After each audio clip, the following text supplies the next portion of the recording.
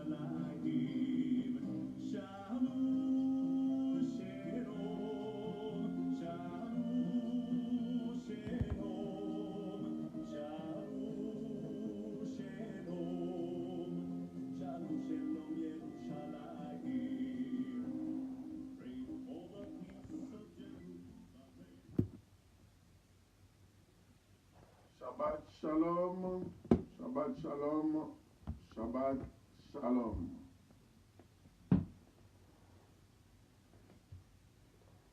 Shabbat Shalom. Shabbat Shalom. Je suis le pasteur Nadir Mafouta. Partageons la vidéo s'il vous plaît. Nous émettons depuis Londres sur la chaîne Olive TV.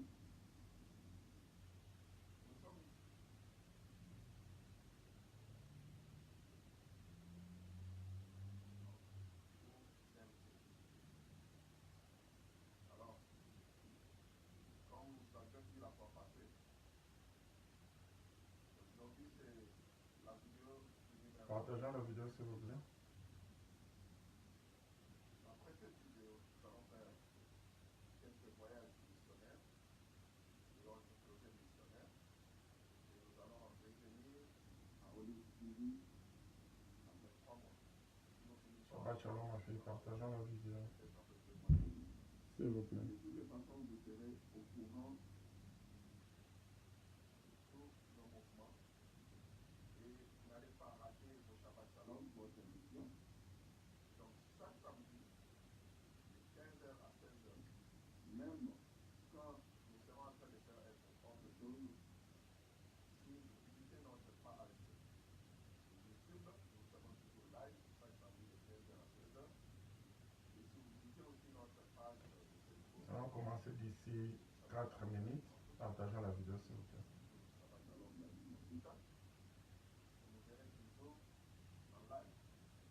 Cependant, sur Facebook, comme Shabbat Shalom David Mafouta n'a pas encore beaucoup d'amis ou beaucoup de likes, nous allons émettre sur Facebook, vous allez plutôt suivre le pasteur Mafouta. Dès que vous êtes sur la page, vous pouvez nous inviter. Et même si vous n'avez pas l'occasion de nous inviter, vous pouvez directement suivre le pasteur Mafouta Facebook chaque samedi. Partageons la vidéo s'il vous plaît. C'est là où vous serez connecté, c'est là où vous saurez quand nous ferons des retours disponibles. Donc de toutes les façons, comme on a dit, nous n'allons pas laisser passer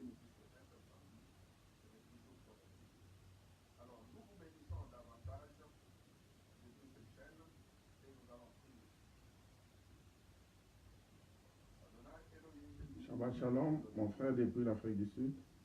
Partageons la vidéo, nous allons commencer d'ici 3 minutes, s'il vous plaît. Nous avons été énormes.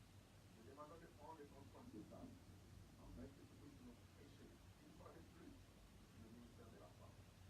Soit béni, parce que nous tous nous sommes connectés. Et la femme aura sa place dans la société. Elle va faire son œuvre. L'œuvre est avec librement.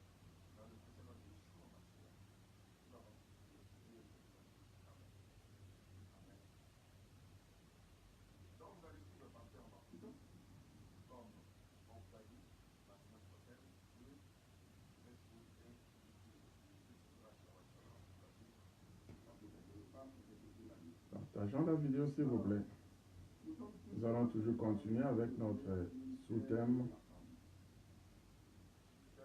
le Saint-Esprit et l'Esprit de l'homme. Aujourd'hui, nous allons plus parler sur le baptême du Saint-Esprit. Mais au moins, nous avons toute une longue liste de thèmes ou de sous-thèmes que nous devons développer. Nous avons le mariage selon la loi biblique. Nous avons les hommes de Dieu selon la peine humaine. Nous avons plusieurs sous-thèmes. Alors, le grand thème 2017 est toujours retour à l'évangile d'aide pour Jérusalem ou Zion. Et le titre de notre émission, toujours Shabbat Shalom. Partout où vous nous suivez, dans n'importe quelle chaîne, c'est toujours Shabbat Shalom. Alors, maintenant nous allons encore prendre les Écritures. Nous allons commencer d'ici 2 minutes. Nous sommes toujours à 1 Corinthiens chapitre 14. On attend qu'on puisse avoir ne fût-ce que 10 vues pour commencer. Verset 33 et le verset 34. Car Yahvé n'est pas un Dieu de désordre, mais de paix, comme dans toutes les églises de saints. Et les femmes se taisent dans les enfants, car il ne leur est pas permis d'y parler, mais qu'elles soient soumises selon que le dit aussi la loi. Nous avons bien vu qu'il ne s'agit pas de la loi divine, il ne s'agissait pas de la loi qu'il avait à donner à Moïse ou d'une loi quelconque, c'était seulement une loi par rapport à cette église locale, parce qu'on a dit que même dans la jungle, il y a toujours des lois. Il y a toujours des lois même dans la jungle. Sinon, on parlait d'une loi que Paul avait instituée dans cette église locale. Parce que nous avons dans la Bible... Nous allons commencer dans 1 minute et quelques secondes. Partageons la vidéo, s'il vous plaît. Là où on parle de la prophétesse Hulda. Nous avons plusieurs prophétesses. Nous avons cette prophétesse vraiment éminente dans la Bible. Mais il y avait plusieurs femmes qui ont travaillé avec Yahvé. Alors, si c'était contraire à la loi, or à l'époque, les gens marchaient vraiment avec la loi et utilisaient la loi à la lettre. C'est pas comme Hulda dans 2 Rois 22 à partir du verset 14, jusqu'au même la vie du plus jeune roi, Josias. Mais quel sauva ta vie? Nous allons faire brosser cela un peu plus tard par rapport à cette émission où nous allons parler de Déborah, où nous allons parler de plusieurs autres femmes, les Rahab, les Égyptes et autres. Ce sont des femmes qui ont délivré le peuple d'Adonai. Ils n'ont pas fait ça parce qu'ils étaient mouettes. Shabbat Shalom. Je ne sais pas si vous nous suivez depuis quel pays. Que l'Éternel vous bénisse davantage. Nous allons commencer d'ici 1 minute. Partageons la vidéo, s'il vous plaît. C'est ce que nous sommes en train de faire aussi. Jamais permettre à une femme de se tenir et faire l'œuvre depuis la naissance. Nous avons vu les femmes qui ont travaillé avec Yahvé. Même dans les années des apôtres, nous avons vu dans les années des apôtres avec le disciple, il y a une dame, par exemple, Priscilla, qui a travaillé ensemble avec Paul de Tarse, ils ont fait le ministère ensemble. Et c'est aussi le même business, c'est un des temps, le temps de faire du temps. Parce qu'à tout moment, c'est tout, non, on faisait des nages, non, c'était ça, le temps. Partageons la vidéo, s'il vous plaît, partageons la vidéo. Nous commençons. C'était une loi dans quelques secondes. La fois passée, on avait expliqué en long et à large. Il s'agissait de quoi? Nous n'allons plus nous répéter là-dessus. Alors aujourd'hui, nous voulons avancer. Nous allons prendre un passage biblique qui nous montre clairement qu'au dernier temps, il y avait besoin de messages.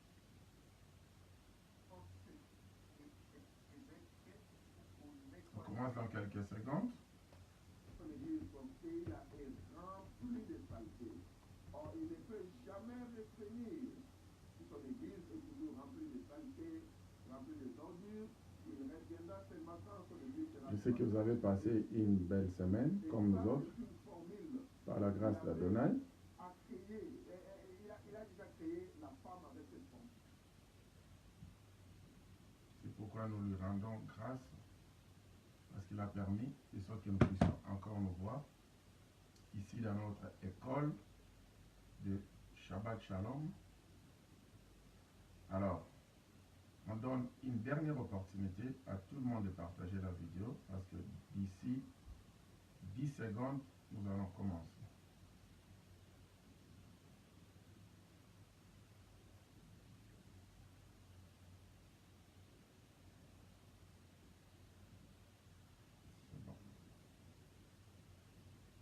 Ok, nous, on a fini de partager notre côté.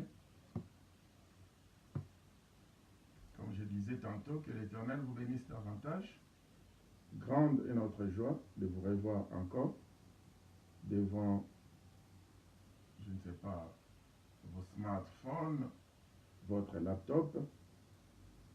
Et grande sera notre joie aussi pour ceux qui nous suivront sur Shabbat Shalom TV en rediffusion.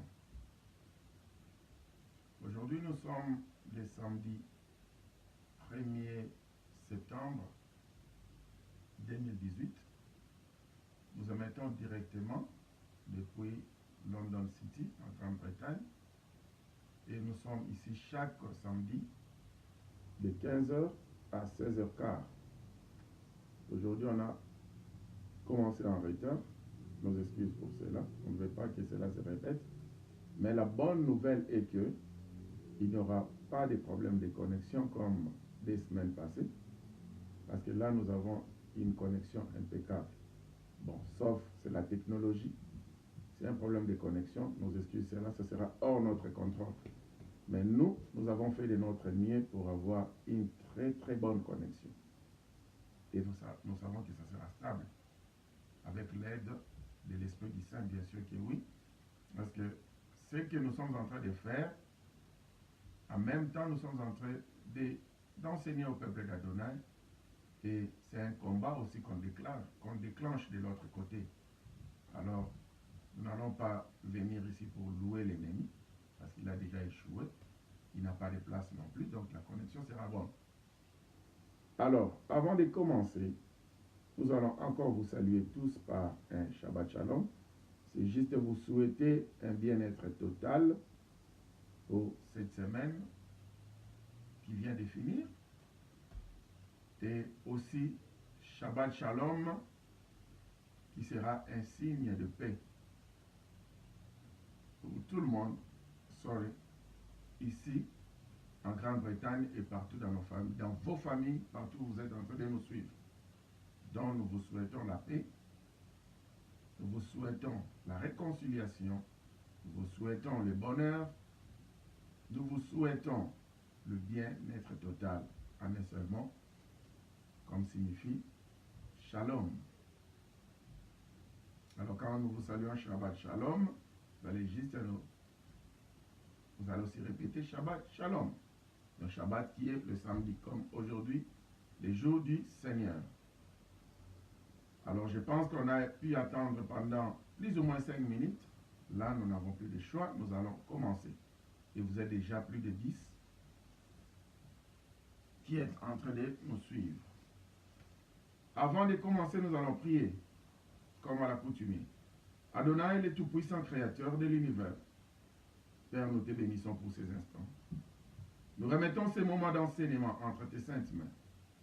Seigneur, nous sommes là comme des vases. Utilise-nous pour notre propre bénédiction, ainsi que pour la bénédiction de ton peuple. Nous te bénissons, Papa. Cher Saint, l'Esprit des Saints, nous savons que tu es au contrôle. Tu vas nous donner des révélations, jadis jamais connues par un ancien habitant sur cette terre des hommes.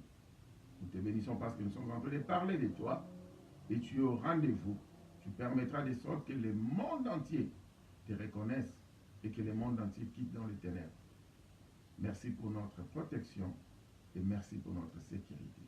Dans le précieux nom de ton Fils Yeshua, Hamashiach, nous avons supplié, nous disons tous Amen. Shabbat Shalom, nous allons encore reprendre nos Bibles. Notre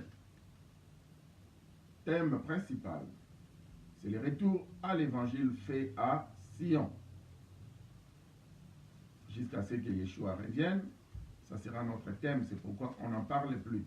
Ceux qui connaissent notre mission, nos programmes, notre école, ils savent que nous n'avons qu'un seul thème, retour à l'évangile fait à Sion. Cependant, nous avons des sous-thèmes. Et aujourd'hui, notre sous-thème, c'est le Saint-Esprit et l'Esprit de l'homme. On a commencé avec ces sous-thèmes depuis 4 semaines passées ou 5 semaines passées. Et on ne sait pas où est-ce que le Saint-Esprit ou l'Esprit du Saint, le vrai terme de celui-là qu'on appelle le Saint-Esprit s'appelle l'Esprit du Saint. Nous ne savons pas où est-ce qu'il va nous amener avec ces enseignements. On fera combien de semaines? Il ne nous a absolument rien dit. Alors aujourd'hui, nous allons parler sur le baptême de l'Esprit du Saint.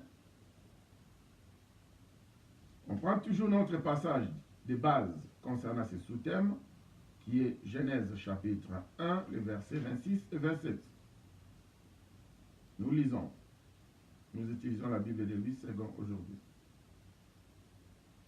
Puis Yahvé dit, faisons l'homme à notre image, selon notre ressemblance, et qu'il domine sur les poissons de la mer, sur les oiseaux du ciel, sur le bétail, sur toute la terre et sur tous les reptiles qui rampent sur la terre.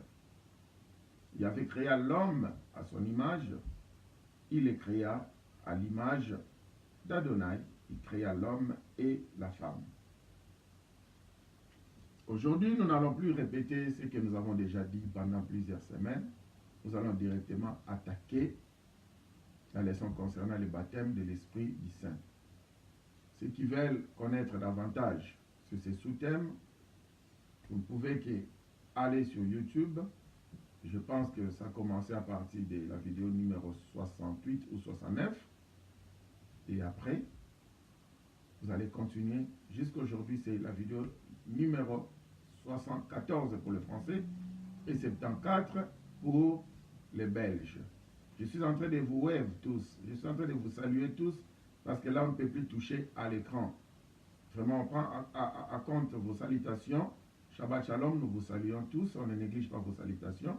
Mais nous sommes déjà un peu loin de l'écran et on ne peut plus toucher l'écran. Sinon, ça sera une distraction. Oui, Yahvé nous a créés à son image. La fois passée, on avait dit et répété que l'image de Yahvé, c'est son esprit. Parce que l'homme a l'esprit, l'âme et le corps. Cependant, l'animal n'a que l'âme et le corps. Et ce qui fait la ressemblance d'Adonai, c'est que l'homme a été créé par l'esprit d'Adonai. Et Job 32:8 nous a dit, en réalité, l'homme c'est l'esprit. Avec une mauvaise interprétation, vous aurez chez vous, en réalité, dans l'homme c'est l'esprit. La bonne interprétation hébraïque vous dira qu'en réalité, l'homme c'est l'esprit. Et Psaume 82:6, la bonne interprétation hébraïque vous dira, je vous avais dit que vous êtes des esprits, des ruach. Votre interprétation vous dira, je vous avais dit que vous êtes des dieux. Or, Dieu ne s'appelle pas lui-même Dieu. Même les Hébreux ne l'appellent pas Dieu, ils l'appellent Hachem. Vous dites les noms, 3 points. Les noms qui guérit, les noms qui bénit, les noms qui soulage, les noms qui console, les noms qui donnent. Donc, Hachem, les noms. Alors, si vous voyez même dans vos églises, ça c'est juste entre parenthèses, aujourd'hui dans les églises de la prostitution, les églises de la théologie des remplacements, vous verrez quelqu'un qui est en train de parler, je suis Dieu, c'est moi qui vous parle. La personne est en train de mentir. Ce n'est pas Dieu qui parle, c'est elle-même qui parle et en complicité avec son pasteur. Craignez l'homme de Dieu, sinon je vais vous frapper. Non, ce n'est pas Dieu qui parle. Dieu ne te parle pas, je suis Dieu, je suis Dieu. Et puis vous allez remarquer ces gens-là qui parlent dans vos églises, qui disent, dans vos églises locales, qui disent, je suis Dieu, je suis Dieu.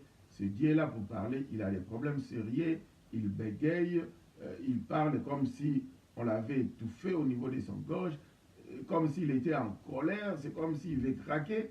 Alors ce n'est pas Yahvé qui a créé les cieux et la terre, ça. C'est vraiment l'esprit de prostitution qui règne dans nos églises locales. Alors ça c'était juste entre parenthèses, on ferme cette parenthèse-là.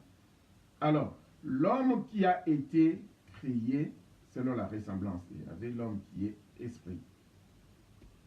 La fois passée, on avait parlé de la nouvelle naissance. Et là, c'était dans Jean chapitre 3, où on a vu le vieux Nicodème qui, de nuit, est allé rendre visite au jeune Yeshua, au jeune enseignant, cherchant à connaître davantage, parce que Yeshua donnait les enseignements concernant la nouvelle naissance. Alors, il était difficile au vieux Nicodème de comprendre que c'est vrai, il a fallu renaître de nouveau pour appartenir au royaume des cieux. Mais, le bon enseignant qu'il était, Yeshua Mashiach, il lui a expliqué en long et en large concernant la nouvelle naissance de l'esprit.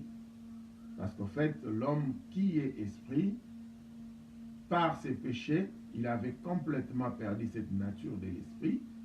L'homme était devenu animal parce que son esprit était éteint, son esprit était étouffé, son esprit était mort. Donc il n'y avait que deux parties qui marchaient. Maintenant c'était l'âme et le corps. Il n'était plus différent d'un animal. Alors pour que l'homme redevienne esprit, il a fallu que l'homme naisse de nouveau. Alors cette naissance-là, c'était la naissance en Christ. C'est pour cette raison on a vu que la première naissance, qui est une naissance biologique, nous avons d'abord le consentement et l'union de deux personnes, le père et la mère. Et après cette union-là, qu'est-ce qui se passe? Il y aura grossesse. Après 9 mois, la femme va aller pour pousser le bébé. Mais avant que le bébé ne sorte, il y aura d'abord l'eau et le sang qui vont sortir de la femme. Et après, il y aura naissance. Là, c'était la naissance biologique. Alors, concernant la naissance spirituelle, de la même chose, il y a eu d'abord consentement entre Yahvé, Dieu le Père, Dieu le Fils et Dieu l'Esprit du Saint, où ils ont dit, créons l'homme. Ils se sont consentis. Selon notre image. Donc, il fallait qu'on donne maintenant notre sémence. Alors, après avoir donné la sémence, qu'est-ce qui s'est passé au niveau de la croix? Là, c'est sur le plan spirituel, il faudrait être connecté pour comprendre cela. Yeshua HaMashiach avait porté tous nos problèmes. Il a porté toutes nos difficultés, toutes nos malédictions. Alors, avant que Yeshua ne puisse donner la nouvelle naissance spirituelle à nous qui croyons à lui, qu'est-ce qui s'est passé? À la croix, quand un des militaires a percé sur son côté, l'eau et le sang sont d'abord sortis. De la même manière, parce que lui aussi est la mère qui a donné naissance à l'Église. Alors c'est la même formule, parce que dans ce monde, nous avons des lois et nous avons des principes. Le principe reste toujours le même. Les lois restent le même. Cependant, les applications des principes changent. Alors, l'application ou pour la première naissance, il fallait que ça passe sur le bas de la femme. Alors la deuxième naissance, ça passe sur les côtés, la côte de Yeshua HaMashiach. Nous allons vous expliquer pourquoi est-ce que ça s'est passé au niveau de la côte. L'eau et le sang sont sortis. Et puis, il y a eu maintenant une nouvelle naissance de l'Église, composée de Juifs, de Grecs, de tout le monde, de païens, tout le monde qui croit, donc le païen, le peuple non juif, tout le monde qui croit au Seigneur. C'est comme ça que nous étions maintenant nés spirituellement.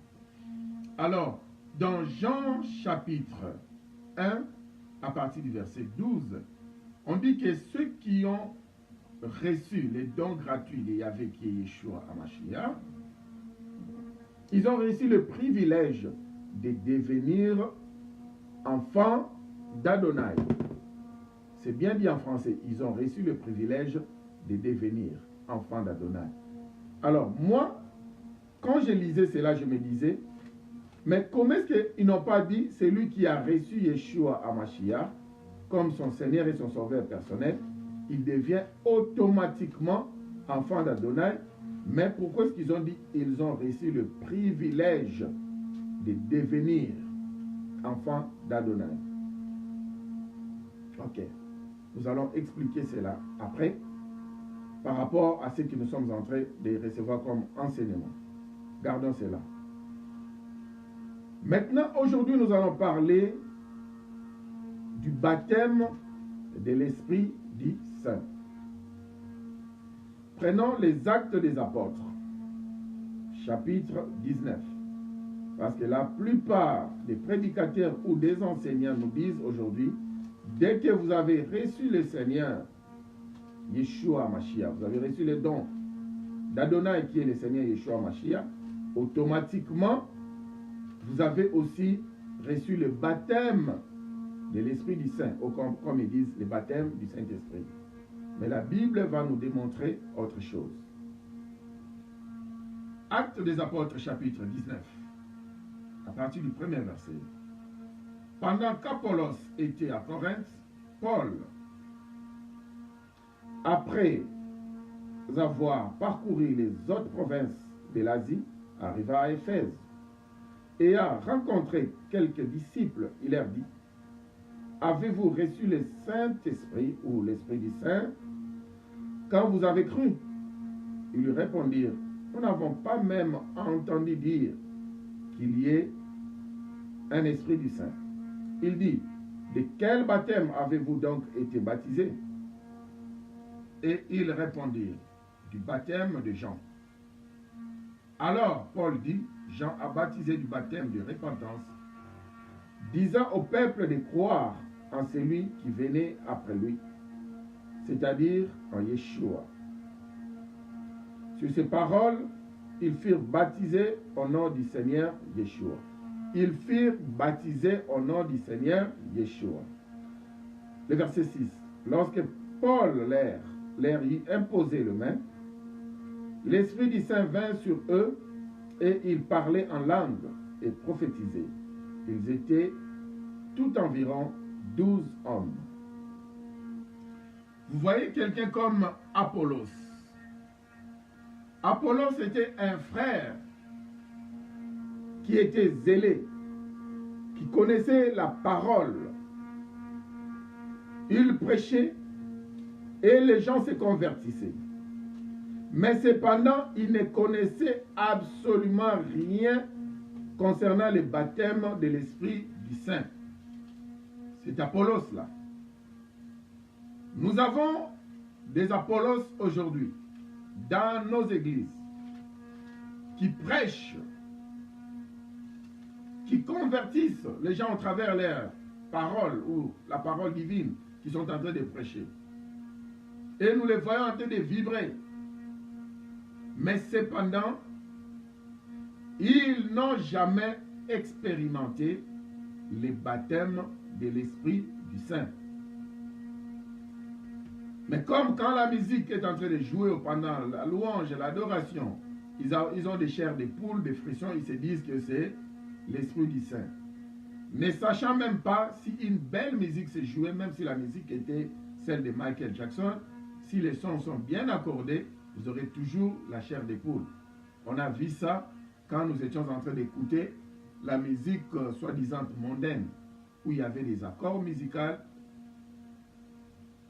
Ça faisait la chair de poule. Donc c'est ça.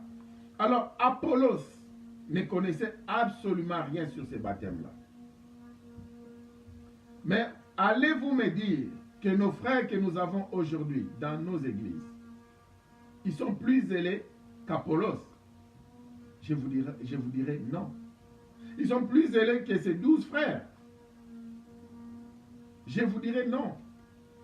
Ces frères ont bougé l'Asie. Beaucoup de gens se sont convertis au travers eux. Et tout le monde avait de l'estime pour eux. Mais cependant, ils n'ont jamais connu le baptême de l'esprit d'Adonai. Ils prêchaient le baptême de Jean-Baptiste. Ils baptisaient les gens, le baptême qui ne parlait que de la repentance. Un baptême où c'était parmi une des missions principales de Jean le Baptiste. C'est pourquoi on l'appelait Jean le Baptiste. Avec erreur, vous l'appelez Jean-Baptiste. Il ne s'appelle pas Jean-Baptiste, Jean le Baptiste. Parce que ce nom est lié avec sa mission. Je vous excuse. Alors, ce baptême-là de Jean le Baptiste ne constituait que à la repentance.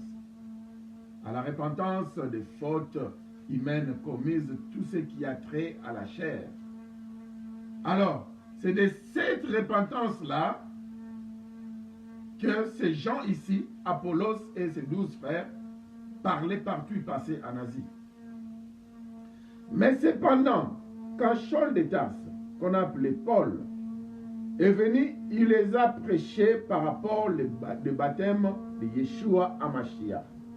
Parce que le baptême de Jean le Baptiste est différent du baptême de Yeshua HaMashiach. Lisons Galates chapitre 3, le verset 27.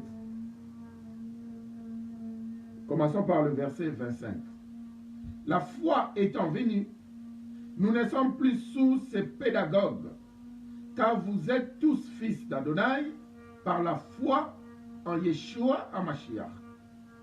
Vous tous qui avez été baptisés en Christ, vous avez revêtu Christ. Il n'y a plus ni juif ni grec, il n'y a plus ni esclave ni libre, il n'y a plus ni homme ni femme, car tous vous êtes un en Yeshua HaMashiach. En français, le Christ. Vous voyez, on dit très bien que tout ce qui s'est passé avant Yeshua, ce n'était qu'un pédagogue. Juste pour garder, pour que tout soit sur le bon train, afin que celui qui était la réalité des ombres jadis dans le passé puisse surgir et que la réalité des choses commence. Le vrai baptême commence. Le vrai esprit commence. Parce que c'est lui maintenant qui est une réalité, qui est une vie, pas une religion.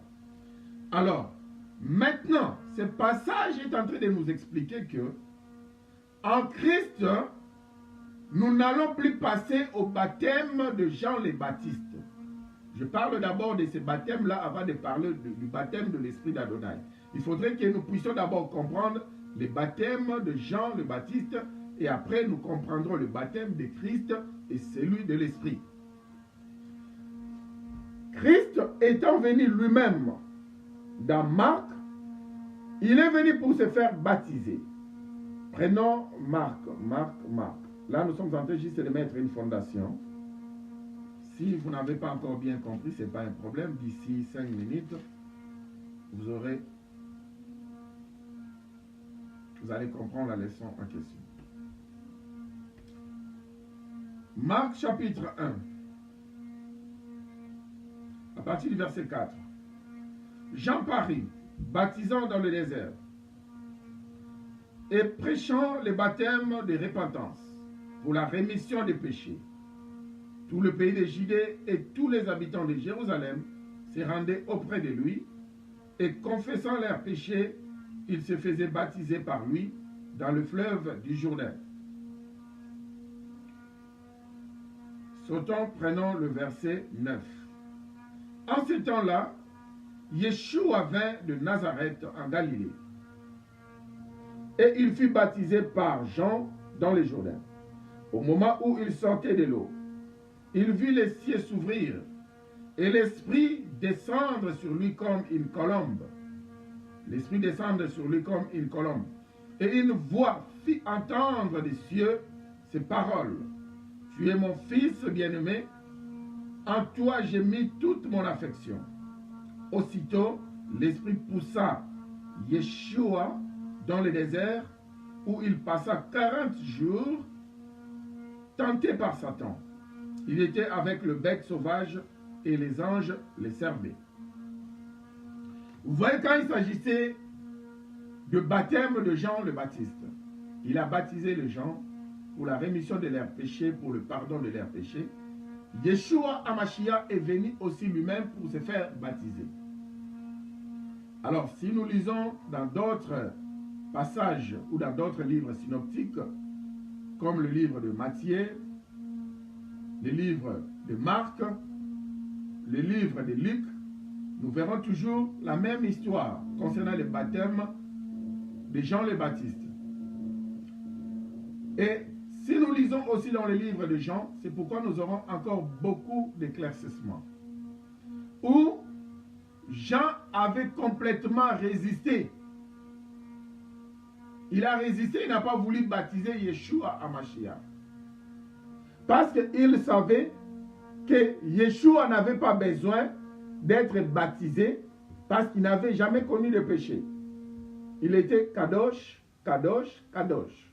Il était saint, saint, saint. Pas 3 fois saint, mais saint à l'infinité. Alors c'est pourquoi il refusa de baptiser quelqu'un qui n'a jamais péché. Lui, Jean le Baptiste savait, c'est lui plutôt qui avait besoin du baptême de Yeshua et pas vice-versa. Mais Yeshua lui dira, laisse faire, il faudrait que la volonté de l'Éternel s'accomplisse complètement. Parce que lui, il devait porter le péché de l'humanité. Et c'est seulement lui, en portant tout le péché de l'humanité, il était la seule personne, la dernière personne à être baptisé de ce baptême-là pour la rémission de péché, le baptême de Jean le Baptiste. Et quand il est entré dans l'eau, complètement immergé, je vais m'expliquer après pourquoi il a été complètement immergé, et cela s'est passé à 3 reprises. Au nom du Père, au nom du Fils et au nom de l'Esprit. Il est sorti. Directement, l'Esprit de l'Éternel est venu sous forme de la colombe. Cette colombe est venue se mettre sur son épaule et une voix, la voix de l'Éternel a retenti pour dire, celui-ci est mon fils, en qui j'ai mis toute mon affection. Alors, en ce moment-là, Yeshua avait 30 ans. Maintenant, posons-nous la question. Depuis l'âge d'un jour jusqu'à 29 ans et 11 mois et demi, pourquoi l'Esprit de l'Éternel n'est jamais venu pour attester ou donner un témoignage à l'humanité pour dire que Yeshua HaMashiach était vraiment fils d'Adonai? Je sais que pour beaucoup, ça sera difficile pour donner la réponse. Mais moi, je vous dirai, comme lui-même était prêtre, alors pour entrer complètement dans la prêtrise, il a fallu que cela se fasse à l'âge de 30 ans. Vous avez vu David qui avait commis l'erreur où il a pris les Lévites déjà à l'âge de 25 ans. Au lieu que ces Lévites-là soient d'abord des stagiaires, parce qu'à l'âge de 25 ans, on prenait les Lévites, qu'ils soient des stagiaires.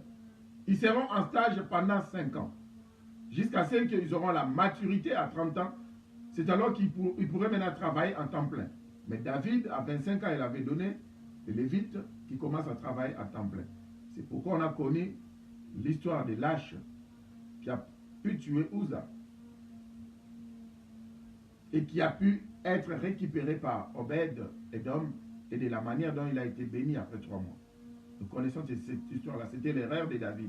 Et c'est cette erreur qui continue jusqu'aujourd'hui dans nos ministères où on prend les hommes qui ne sont pas matures parce qu'il a déjà les cheveux blancs, il n'a pas la maturité spirituelle, il devient diacre.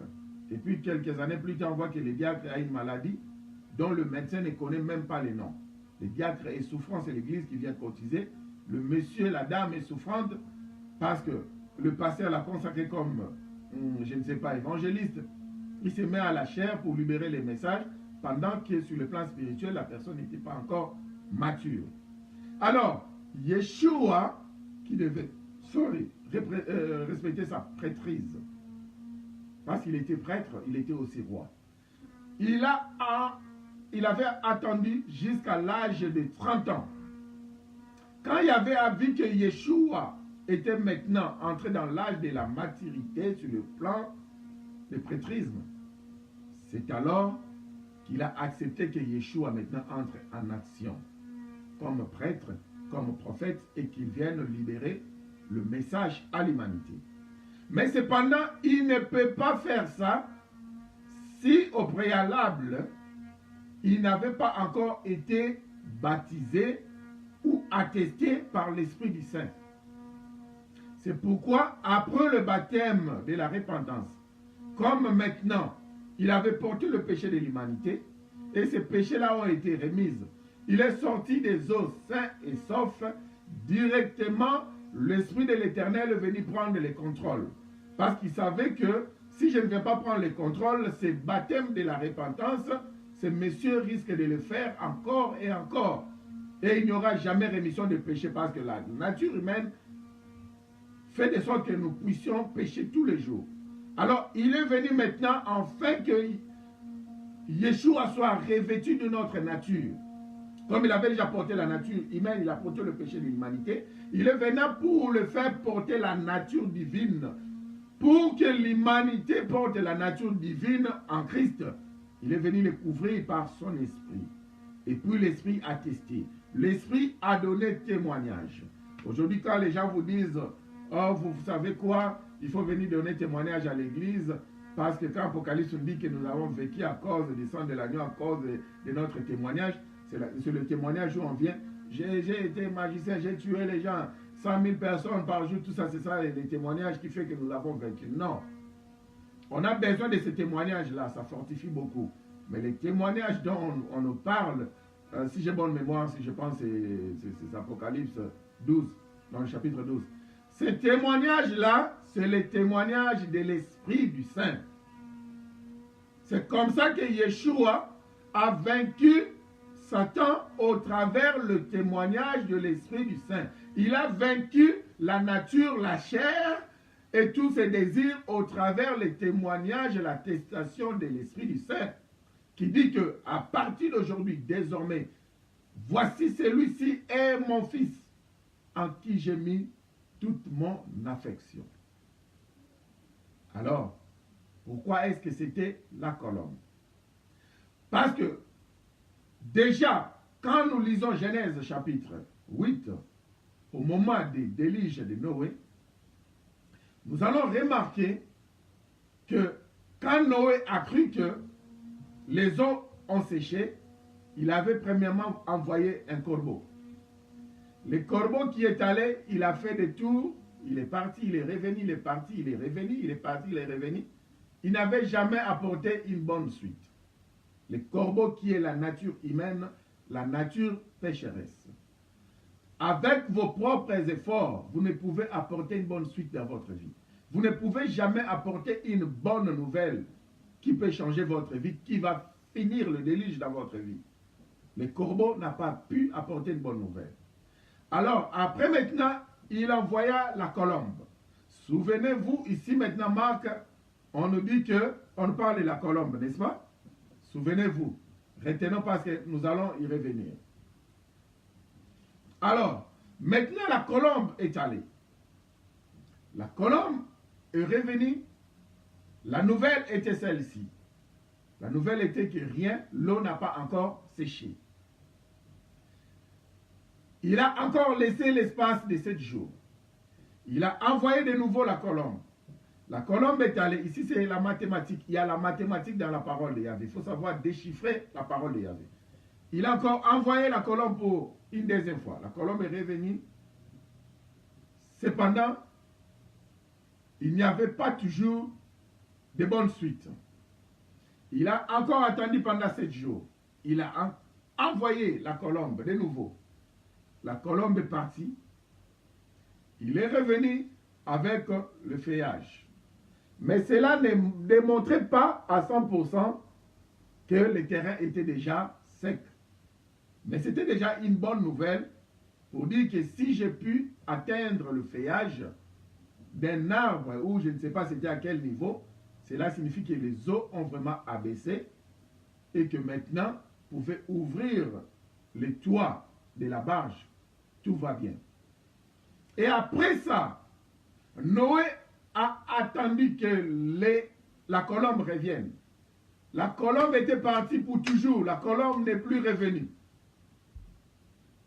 Saisissons ceci. La colombe n'était plus revenue.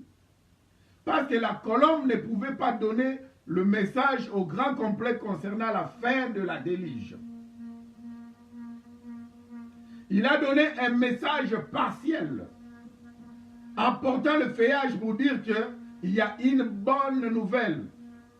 Mais pour annoncer complètement la fin de la déluge, jusqu'à ce que Noé lui-même a vu, quelques jours après, il est sorti, il a compris que bon, maintenant c'est bon. Il a ouvert d'abord la fenêtre, il a vu et puis il a complètement enlevé les toits. Alors dans Jean chapitre 21, la colombe qui s'est éclipsée, qui est partie pour toujours, qui n'a plus voulu revenir pour donner la bonne nouvelle de la fin des déluges, parce que le monde était toujours dans le déluge. Bien que le déluge physique des eaux qui avaient submergé le monde avait pris fin, mais sur le plan spirituel, il y avait toujours les déluges qui continuaient. C'est pourquoi cette colombe n'était plus revenue. Parce que Noé était physique, le message s'est limité sur le plan physique.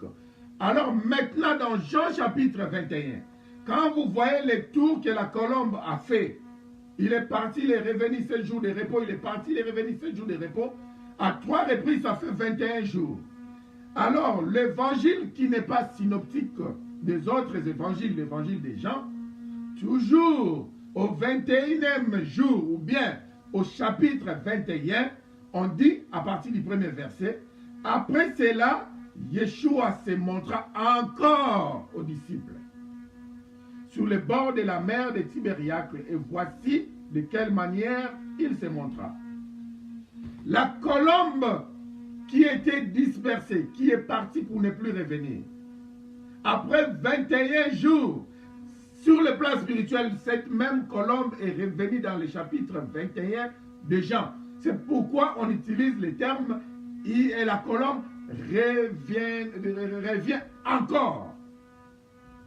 Alors maintenant, cette colombe vient annoncer la fin des déluge de ce monde. Mais avant que cette colombe revienne, qui est elle-même la personne de Yeshua HaMashiach, qui est lui-même aussi l'Esprit du Saint, qui avait porté la chair humaine, avant que cette colombe revienne, cette colombe avait d'abord connu la mort. C'est comme ça qu'elle était disparue complètement.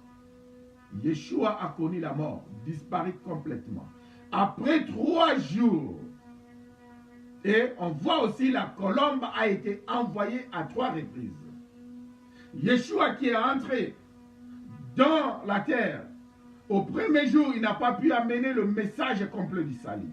Au deuxième jour non plus, il n'a pas pu amener le message complet du salut. Au 3e jour, les gens qui ont cru qu'il était parti pour toujours ne plus revenir, et voilà qu'il est ressuscité pour amener le message complet du salut, le message de la fin de déluge. De la même manière, Isaac qui posa la question à son père, nous avons ici l'autel qui est déjà monté, nous avons le feu, mais où est le sacrifice, où est l'animal, où est l'agneau? le même Jean le Baptiste qui avait la réponse révélée par l'Esprit du Saint, quand il prêchait et qu'il a vu Yeshua Hamashiach qui venait, il les a dit clairement, l'agneau dont Isaac cherchait, voici l'agneau. C'est celui-ci qui est venu maintenant ôter le péché du monde. Et voilà cet agneau-là. Une fois baptisé, il sort des eaux. Il y a une deuxième attestation par l'Esprit. L'Esprit qui dira, voici celui-ci est mon fils. Il vient maintenant de l'attester. Parce que la colombe qui était partie est revenue pour donner maintenant la nouvelle que maintenant c'est la fin des déluges. C'est la fin du monde de péché. C'est la fin de la puissance de mort. La mort, où est ton aiguillon? La mort a perdu son pouvoir, a perdu sa force. Parce que nous, maintenant, en Christ, nous n'allons plus connaître de mort. Ce corps n'a rien à voir avec les morts dont nous parlons.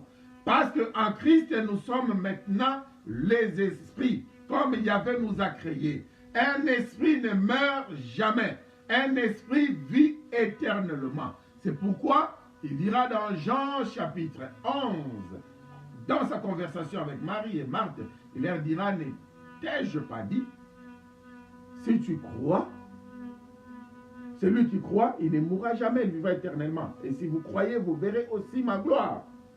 Pas la gloire des Shekinah, des Romains, des New Age, la gloire des voitures, des maisons, où tout le monde a cela, mais la gloire éternelle, être dans la félicité de Yahvé.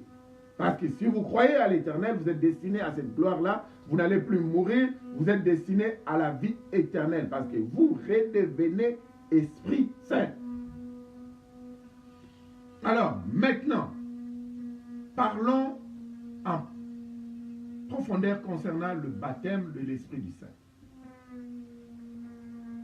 Dans les Actes des Apôtres, le chapitre 19, nous venons de comprendre que l'effet de recevoir les dons gratuits de Yahvé Yeshua Hamashiach, cela ne veut pas dire qu'automatiquement nous avons aussi reçu le baptême de son esprit. Mais c'est seulement un jeu de mots. Comme c'est un problème d'interprétation, nous ne connaissons même pas la signification du mot baptême. Mikva en hébreu. La signification de mikva en hébreu, nous ne connaissons pas ça. Comme nous ne connaissons pas cette signification, c'est pourquoi les gens se disent que ils ont reçu le baptême de l'Esprit du Saint, comme ils disent, nous avons reçu le baptême du Saint-Esprit, et ils vont commencer à parler dans une langue bizarre, dont eux-mêmes ne savent pas maîtriser, les chibiribiri, boroboro, baba, baba, baba, baba, baba, baba, baba. Dans ma langue nationale, le baba, c'est un mioué. C'est pourquoi le mieux serait que ces gens-là deviennent des baba, des mioué. Parce qu'ils ne connaissent pas ce qu'ils disent. Le mieux serait qu'ils soient baba. Baba, baba, baba, bro, bro, chendere, bro, baba, ye. En même temps, la personne qui parle, la personne n'est pas concentrée. La personne regarde à gauche, la personne regarde à droite. Donc c'est le baptême de l'Esprit du Saint. Baba, baba, sois baba, mon frère. Chol de temps sur la porte, Paul a dit, j'aimerais bien assez que vous ayez beaucoup de babas dans vos assemblées, que vous ayez des gens qui ferment leur bouche, qui ne parlent pas, et ayez peu d'enseignants. Je préfère que vous soyez des babas. Et si vous avez la révélation de l'Esprit de l'Éternel, le mieux serait d'ouvrir la bouche et puis la proclamer. Alors, c'est comme ça qu'ils confondent tout parce qu'ils ne connaissent même pas la définition de mikva ou baptême ou baptisme en grec. Nous allons expliquer ces termes-là.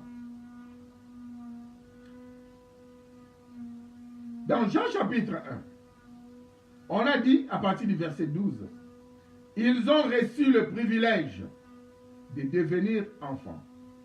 Cela ne veut pas dire qu'ils ne sont pas encore enfants.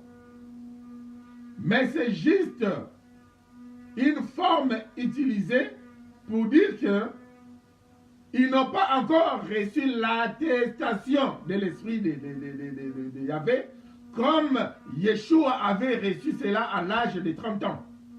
Quand il sortait de son baptême, l'Esprit est venu témoigner que celui-ci est mon fils, dit Yahvé. Alors, comme ils n'ont pas encore reçu les témoignages, l'attestation de l'Esprit, c'est pourquoi ils ont utilisé les termes, ils ont reçu le privilège de devenir enfants. Mais en réalité, dès que vous recevez le don de Yahvé qui est Yeshua HaMashiach dans votre vie, vous êtes déjà enfant d'Adonai. Mais un enfant qui n'a pas encore passé les tests. Un enfant qui vient à peine de naître. Il a beaucoup de choses à apprendre. Et malheureusement, pour nous, heureusement et malheureusement aussi, cette naissance-là, c'est travers une adoption. Ça signifie que, naturellement, nous ne sommes pas fils d'Adonai. Mais nous avons été adoptés pour devenir ses fils. Un fils comprend par adoption, s'il ne veut pas respecter les lois et les règles de la maison qu'il avait adoptée, eh bien, on répare au tribunal, à la justice. On va annuler son adoption. Parce que le fils en question devient plutôt casse-tête, au lieu qu'il soit une bénédiction pour la famille. Alors si biologiquement, je n'ai pas donné naissance à un fils, mais un fils que j'ai adopté, il devient un problème pour moi. Alors je vais rentrer au tribunal pour annuler ce décret-là. C'est comme ça, beaucoup parmi nous, le païen, le peuple non juif, beaucoup parmi nous, même les juifs qui sont dans le corps de Christ, qui ont reçu Yeshua Mashiach. Si nous ne faisons pas attention, nous sommes en train de marcher dans le désordre. Une vie de péché sans fin. Une vie où nous ne voulons pas vivre la repentance. Qu'est-ce qui va se passer? Nous serons vomis. Il va annuler son décret. Nous ne serons plus ses enfants. Ce n'est pas le fait que tu as reçu les dons de Yahvé, Yeshua Mashiach comme ton Seigneur et Sauveur. C'est fini, tu vas vivre ta vie comme tu veux. Parce que bon, moi je l'ai déjà reçu. C'est pas comme ça que ça se passe. C'est juste un privilège que tu as reçu et le processus n'a à peine commencé. Mais le chemin est long. C'est la fin qui justifie les moyens. Alors, faisons maintenant route ensemble. Que la nature nous enseigne. Un enfant qui vient de naître dans une famille, l'enfant va commencer à apprendre à faire le quatre pattes. Il va commencer à marcher. Il va commencer à apprendre à parler. Il va commencer à parler comme un bébé. Ba, ba, ba, ba, ba, ba, ba. Et puis l'enfant va commencer à lancer des mots. Vous verrez un enfant par exemple de 4 ans qui vous parle l'anglais, qui vous parle le français. Mais en réalité, l'enfant ne connaît même pas les explications en profondeur des mots qu'il est en train d'utiliser. Et ça prend du temps jusqu'à ce que l'enfant devienne mature. Ou l'enfant, comme moi, j'ai quelques de mes enfants aujourd'hui, par exemple mon fils qui a 15 ans, qui parle l'anglais mieux que moi. Mais parfois, toujours un mot en anglais, il vient me demander, un mot que lui utilise tous les jours, il vient me demander, je n'ai jamais compris la signification profonde de ces mots. Et c'est là où je vais lui expliquer. Donc, l'enfant apprend le langage, il commence déjà à manipuler la langue, mais parfois il n'a pas toutes les explications concernant certains mots. Jusqu'à ce que quand l'enfant aura la maturité, l'âge, salut mon frère, quand l'enfant aura la maturité, c'est là où l'enfant comprend tous les mots, comment placer les mots, qu'est-ce qu'il faut dire, qu'est-ce qu'il ne faut pas dire. Il ne faut jamais poser une question pour dire à quelqu'un pourquoi. Parce que si tu me dis pourquoi, je te dirai pourquoi tu me poses pourquoi. Il y a plusieurs façons maintenant de devenir mature même en langage. Et il y a même des adultes qui ne sont pas matures. Où ils te posent la question why. Ils te posent la question pourquoi. Dès que tu poses à quelqu'un la question pourquoi, ça énerve la personne. Et la personne va te donner une réponse pour te dire que pourquoi tu m'as posé pourquoi. À la place de pourquoi, il y a plusieurs mots de maturité qu'on peut utiliser. Où je peux dire, est-ce qu'il y a une raison liée à ce que tu viens de faire? La personne me dira, oui, il y a une raison qui est liée. C'est parce que j'avais faim, c'est pourquoi j'ai volé. Mais normalement, il ne fallait pas voler, il fallait demander. Mais quand tu poses la question, pourquoi tu as volé? La personne se voit directement agressée. Là, c'est un coaching gratuit que je vous ai donné. Ne posez plus la question pourquoi. Contournez cette question-là. Y a-t-il une raison cachée? Est-ce que je peux savoir la raison pour laquelle tu as volé? Ça, c'est poser pourquoi. C'est le langage de la maturité. Alors, en grandissant, on devient maintenant mature même en langage. C'est alors que même tes parents biologiques, ils peuvent attester que mon fils a grandi. De la manière dont tu parles, de la manière dont tu t'habilles, de la manière dont tu deviens responsable. Tout ça, ça montre que l'enfant a grandi. Et ce n'est pas à l'enfant de dire que moi j'ai grandi, mais c'est aux parents d'attester que cet enfant a vraiment grandi. Cela ne veut pas dire cette attestation-là prouve que c'est maintenant, il est maintenant devenu notre fils. Non, il a toujours été votre fils. Mais vous attestez qu'il a maintenant l'âge de la maturité. C'est comme ça l'Esprit de l'Éternel venant en forme de colombe, après la sortie de Yeshua à Mashiach dans les Jourdains, il est venu juste attester que maintenant j'ai un fils mature. Alors, il a maintenant accepté de s'engager avec le fils là pour commencer le ministère. Parce que Jean chapitre 15 nous dit que sans l'Esprit du Saint, nous ne pouvons absolument rien faire. Alors, Yeshua HaMashiach, jusqu'à l'âge de 30 ans, il ne pouvait absolument rien faire. Étant prêtre, il fallait attendre l'âge de 30 ans comme tout autre prêtre en Israël. Ce n'était pas par hasard comme nous croyons. C'est pourquoi Yeshua lui-même respectait la loi à la lettre. Alors, quand maintenant il est devenu prêtre, il ne pouvait pas devenir prêtre à la lignée d'Aaron, pas à la lignée de Lévite, mais il fallait qu'il devienne prêtre à la lignée de l'Esprit, à la lignée de Melchisedec. Melchisedec qui n'était qu'une forme aussi représentée d'Adonai. Le Melchisedec qui, nous lisons dans la Bible, était aussi une forme représentée d'Adonai.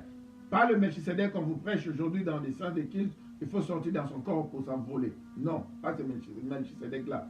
On parle du vrai Melchisedec. Alors, il est maintenant devenu prêtre à la lignée de l'esprit d'Adonai. Pas un prêtre d'une religion quelconque, mais un prêtre d'une relation de maturité avec l'esprit d'Adonai, l'esprit du Saint, pour faire cette œuvre, parce que sans cet esprit, il ne pourra pas faire l'œuvre. Cela maintenant nous revient. De notre côté, nous avons reçu le don gratuit de Yahvé qui est Yeshua HaMashiach. Nous sommes nés dans sa famille. Cependant, nous sommes encore des bébés. Nous sommes en train de grandir. Nous n'avons pas encore reçu l'attestation de son esprit. Jusqu'à ce qu'il voie que nous avons maintenant la maturité. La maturité en question, aujourd'hui, il ne s'agit plus d'âge de 30 ans. C'est parce que nous avons vu des gens comme Timothée, qui était jeune, il n'avait même pas 30 ans, un adolescent.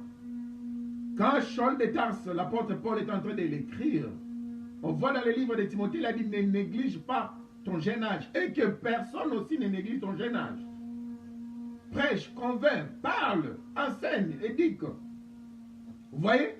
Maintenant, la maturité de notre prêtrise, comme l'épître de Pierre nous dit que nous sommes tous maintenant des prêtres, cette maturité, ça n'a rien à voir avec 30 ans d'âge. C'est maintenant une maturité qui est mesurée par l'appareil de mesure de l'esprit d'Adonai. C'est lui-même qui connaît, il s'agit de combien de temps, de combien de mois, de combien de semaines, de la manière dont tu es en train de te consacrer avec lui pour qu'il se dise qu'aujourd'hui, maintenant, tu es devenu mature mature et qu'il vienne attester que tu es vraiment son fils, qui se tape la poitrine comme il a fait avec Yeshua, il dit, celui-ci est vraiment mon fils. En lui, j'ai mis toute mon affection. Nous avons beaucoup de jeunes dans la Bible, des jeunes comme Jean, le plus jeune des disciples des apôtres. Vous voyez, il n'avait même pas encore 30 ans quand il était suiveur de Yeshua à Mashiach.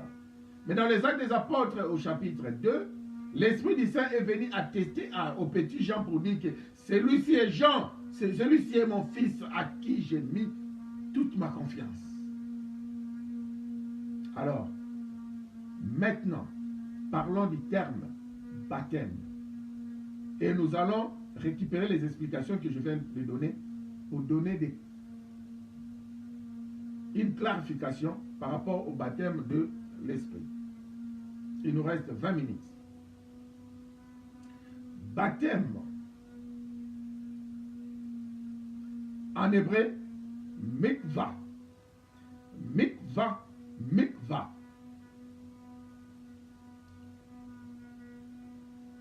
Pour ceux qui sont dans le judaïsme, je ne suis pas dans le judaïsme, je crois en Christ. Ah, c'est papa là qui a toujours les chapeaux, on dit il est dans le judaïsme. Non, c'est pas dans le judaïsme, je suis en Christ. Dans le judaïsme, ils attendent toujours le Messie. Le Messie n'est pas encore venu pour eux. Oui. Dans le judaïsme, mais c'est l'ombre des choses. À partir du judaïsme, on apprend beaucoup de choses. Le mikva n'est qu'un rituel. Alors, ce rituel-là, c'est là où on se lave complètement pour être nettoyé de ses péchés.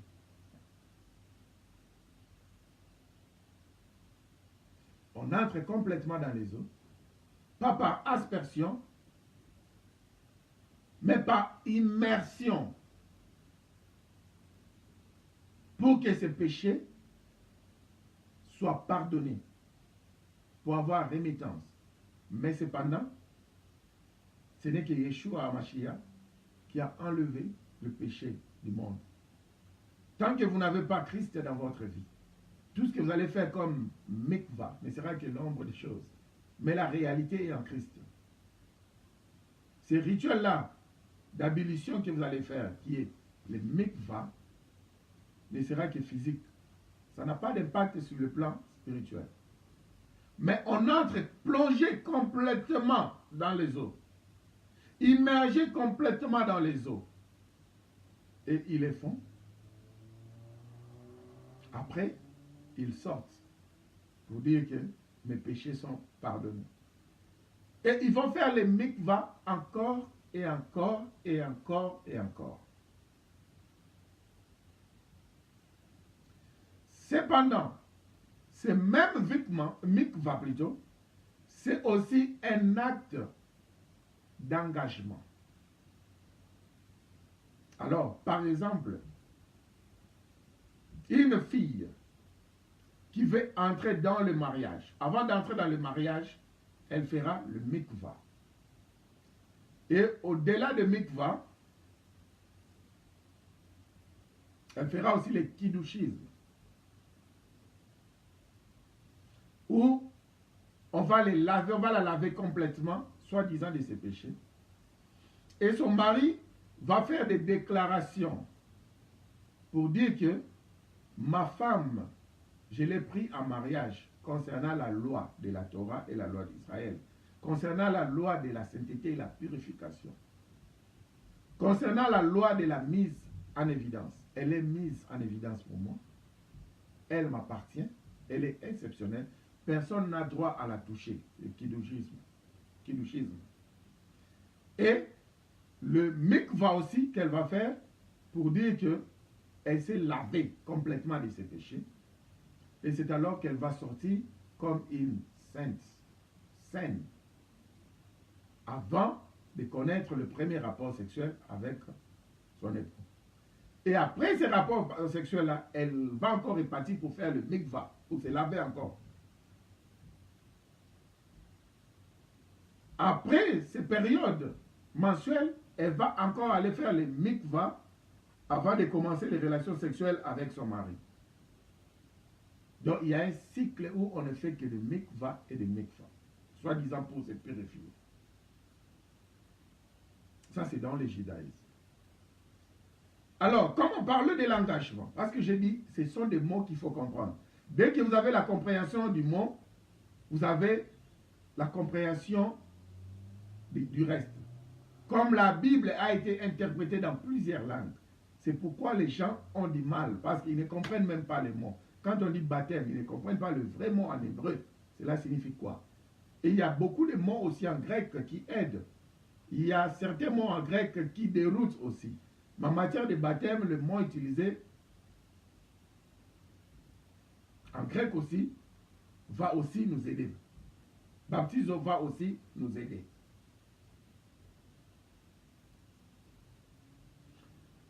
Alors, maintenant, il s'agit de l'engagement aussi, on disait. Par exemple, une jeune fille à l'âge de 12 ans, une fille hébreu, à l'âge de 12 ans, elle va faire ce qu'on appelle bat mitzvah. Et un garçon à l'âge de 13 ans va faire le bar mitzvah. Toujours les termes mitzvah. Mitzvah. Qui signifie purification. Mais ici, ça signifiera aussi engagement. Donc, ça signifie que la fille ou le garçon va se marier à la Torah. C'est là où ils vont faire des cérémonies. Et souvent, les Hébreux, les Israélites préfèrent faire cela à Jérusalem. La plupart d'eux le font à côté du mur des lamentations. Parce que là, ils voient beaucoup plus la réalité de la chose. Alors c'est là où on va donner un bain complet à la fille ou le garçon. Et puis, on va la faire toucher les Torah. Elle va faire des déclarations, comme nous avons aujourd'hui des gens qui font des déclarations pendant leur mariage. Elle va faire des déclarations pour dire que je marie. Je prends les Torah en mariage. Les Torah me prend en mariage. Donc je me marie à la Torah. C'est un mariage qu'on fait avec la Torah. Pour dire qu'à partir d'aujourd'hui, je m'engage maintenant à servir Yahvé conformément à la loi de la Torah. Conformément à la loi divine. Et à partir de cet âge-là, en Israël, on trouve déjà à 13 ans, la fille a déjà l'âge de la raison. Pardon, à 12 ans pour la fille et à 13 ans pour les garçons. C'est pourquoi je sais que beaucoup de gens vont discuter, mais même il y avait connaît que les filles, ils ont beaucoup plus de lumière, d'intelligence que les hommes. C'est vrai, ça c'est la vérité. Parce que s'il y avait à juger qu'à l'âge de 12 ans, la fille comprend déjà les choses et que la fille pouvait déjà se marier à la Torah, et les garçons, il faut encore attendre 12 mois pour que les garçons le fassent. Moi-même, je suis garçon, je suis un homme, ne discutons pas. Comme il y avait à créer les filles, les femmes, elles sont, je mets comme ça mes doigts, elles sont plus intelligentes que nous. En commençant par la vision. Elles voient ce que nous ne voyons pas. Elles écoutent ce que nous n'écoutons pas. C'est pourquoi si tu veux réussir dans ta vie, et seulement une bonne femme. Si tu es une bonne femme, c'est la réussite. Parce qu'elle sera tes yeux, elle sera tes oreilles. Tu ne pourras jamais faire des accidents dans ta vie. Elle va voir de loin, et puis elle va filtrer tout ce que tu écoutes. Elle te dira, celui-ci est bon, celui-ci est mauvais, ce business est bon, ce business est mauvais. Mais si tu t'entêtes, vas-y, tu verras les résultats. Et si tu suis ses conseils, Yahvé l'a créée comme ça, plus intelligente que nous. Parce qu'elle est ton soutien. Cette table ici, la partie supérieure ne peut pas être plus forte que la partie inférieure. La partie inférieure, qui sont les pieds, doivent être robustes pour soutenir la partie supérieure, qui n'est qu'une planchette. C'est comme ça, la fille est plus robuste au niveau de sa tête que l'homme. Ça, c'était entre parenthèses. Vous pouvez discuter comme vous voulez, mais c'est comme ça. Sinon, vous allez me donner l'explication pourquoi Yahvé accepte que le bat mitzvah pour la fille, c'est face à l'âge de 12 ans. Et pour le garçon, il faudra attendre 12 mois plus tard, à l'âge de 13 ans. Alors, c'est comme ça qu'ils prennent cet engagement-là à se marier avec la Torah, à servir l'Éternel conformément à la Torah. C'est là aussi une autre signification de mitzvah qui pousse un peu plus loin, qui montre un engagement. Quelqu'un qui fait un acte, pas n'importe quel acte, mais il est conscient de cet acte-là qu'il est en train de faire. Combien de gens dans nos églises aujourd'hui ne sont même pas conscients de leur position? Il est assis comme ça, subitement le pasteur vient, ainsi par l'Éternel, tu es mon serviteur. Consacrez le monsieur, à partir de demain, tu commences une série de prières. Mais le monsieur n'a pas de repère. Il s'est engagé nulle part, il ne comprend pas ce qu'il est en train de faire. Alors à un moment donné, il se trouve maintenant sur un croisé de chemin, il est dérouté. Et quand ça ne va pas, c'est un vieux pasteur qui vient le récupérer. Tu sais quoi? Tout ce qui te manque, c'est un petit truc qu'il faudrait mettre sous ta Bible, bien sous ta langue. C'est fini. La personne est partie. C'est comme ça que nous avons des serviteurs, soi-disant d'Adonai, qui sont dans la magie, qui sont dans la sorcellerie. Parce que ces gens-là, ils n'ont reçu aucun engagement, ils n'ont même pas compris ce qu'ils sont en train de faire. Un vieux papa s'est élevé, soi-disant, soi-disant, il est prophète, il est son pasteur titulaire. Comme le frère travaille à la banque, alors il faudrait faire de son mieux pour le garder à l'église parce qu'il y aura des offrandes, il va payer l'église, tout ça. Il faudrait maintenant lui donner des positions honorifiques, de tel point que le frère verra, mais moi aussi je suis passé à l'église, je suis diacre à l'église, quand il y a un problème où il faut payer le loyer, il faut que je le fasse, parce que je ne vais pas quand même faire tomber l'éponge. Vous voyez, c'est comme ça qu'on vous a eu.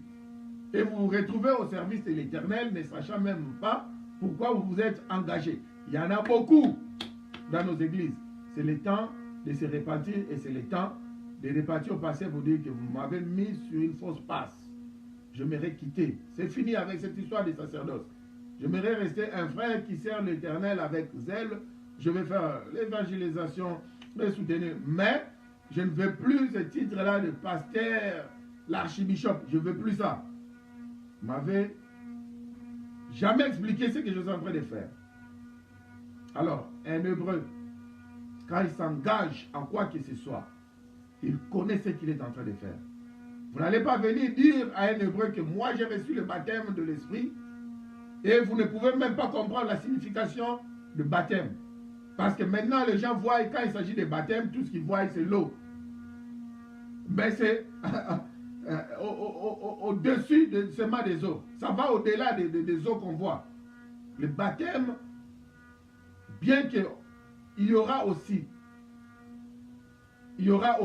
les eaux qui feront partie du baptême. Mais au-delà de tout ça, c'est tout un engagement. Alors, chez les Grecs,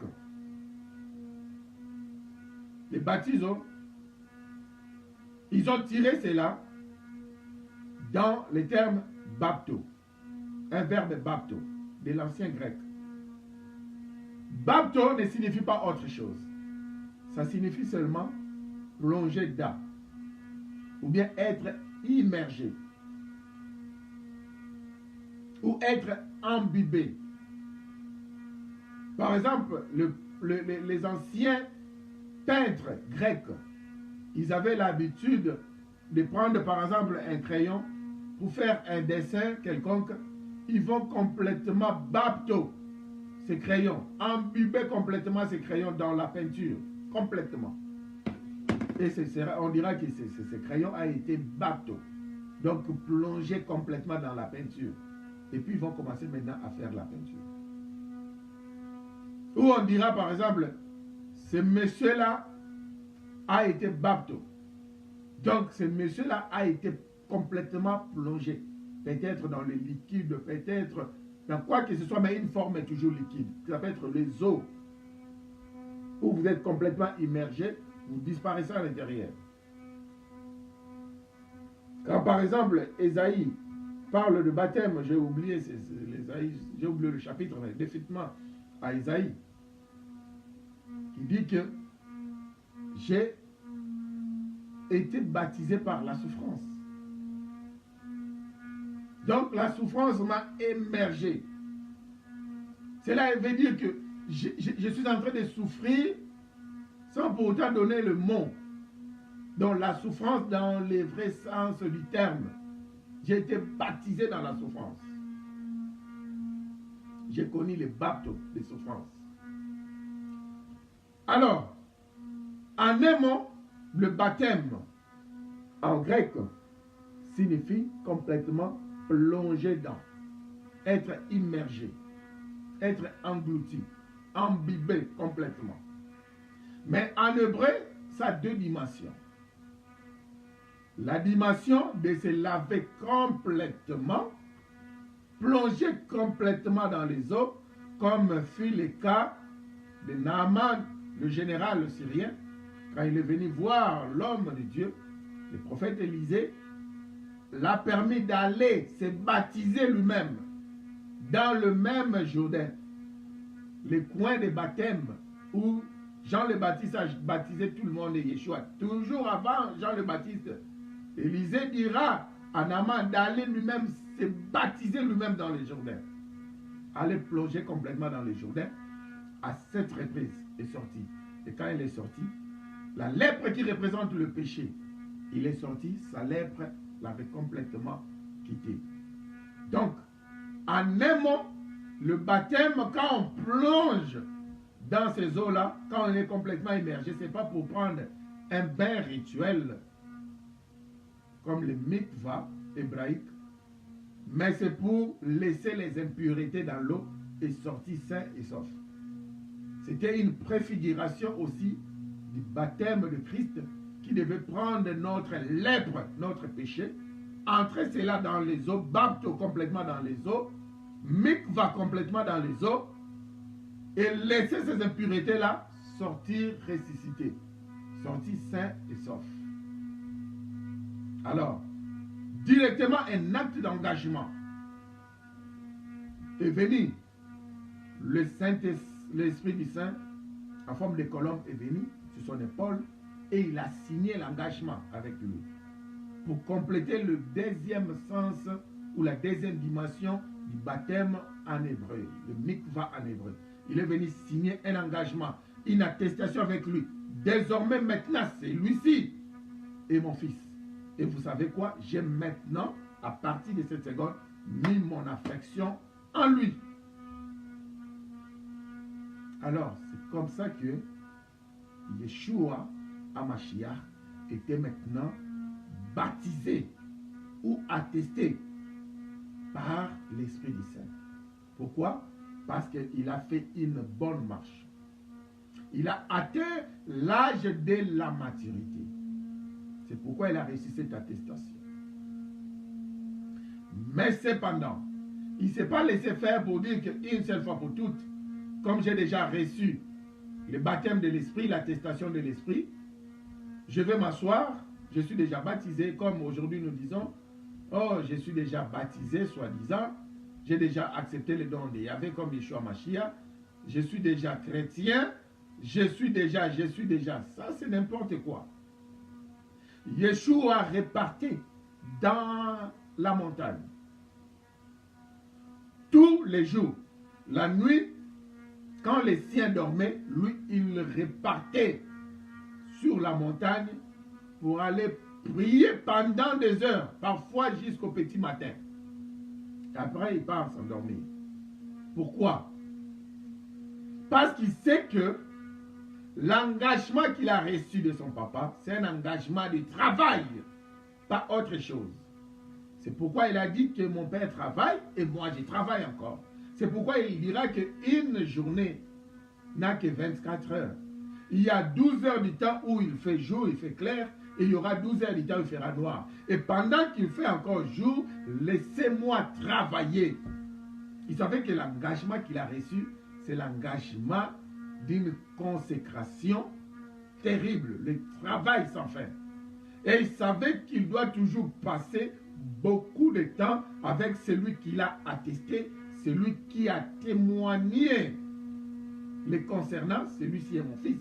Donc l'Esprit du Saint, il faudrait passer beaucoup de temps avec lui. Parce que la journée, il va venir déverser tout ce que l'Esprit du Saint mettra en lui. il va rester vide ou il va rester à moitié avec l'esprit.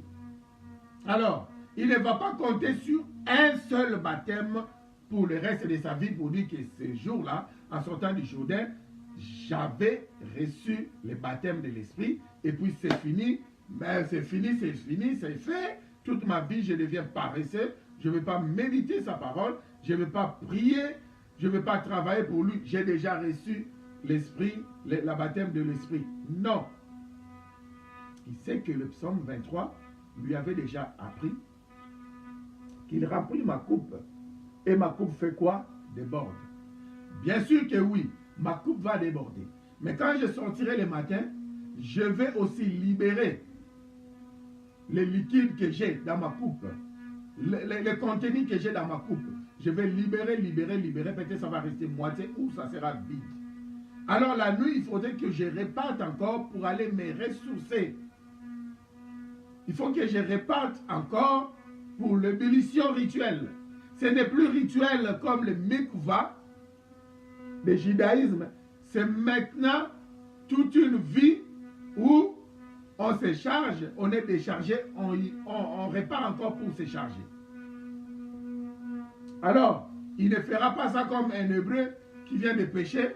Il peut prendre un bain rituel, le mikva, et puis le lendemain il pêche, il répare encore pour prendre un bain rituel. Ceux qui sont vraiment ancrés dans le judaïsme, ils prennent le bain rituel même chaque 2 jours, chaque jour. Alors, Yeshua Mashiach prenait ces bains-là de mikva chaque jour sur le plan spirituel. Il vient, il libère tout ce qu'il a libéré, il repart encore pour se ressourcer, pour être encore rempli de l'esprit de l'Éternel. Alors, nous maintenant, quand nous l'avons reçu, qu'est-ce qui s'est passé? Il y a une démonstration à faire.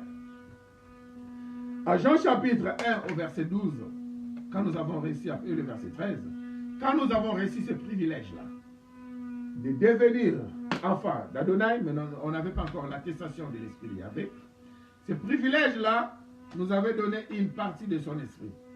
Parce que sans son esprit, Lola représente l'esprit d'Adonai. Ok. Sans son esprit, vous ne pouvez pas appartenir à sa famille parce que vous n'avez pas sa marque. Vous n'avez pas son sceau. Vous ne pouvez pas appartenir dans sa famille, la famille d'Adonai. Alors il fallait avoir cette marque-là, il fallait avoir son sceau. C'est pourquoi nous avons déjà, quand nous avons reçu le don gratuit de Yahvé qui est Yeshua Mashiach, nous avons reçu sa marque. Maintenant, il y a les sceaux. Maintenant, nous lui appartenons. Mais cependant, nous n'avons pas encore atteint l'âge de la maturité. C'est comme ça quand nous avons lu dans les Actes des Apôtres. Au chapitre 19, on a vu Apollos et les 12 frères. On a vu que ces gens-là connaissaient le baptême de Jean le Baptiste. Ces gens-là prêchaient, les gens se convertissaient et tout. Mais cependant, ils n'avaient jamais reçu l'attestation de l'Esprit du Saint. Ils n'étaient pas encore matures.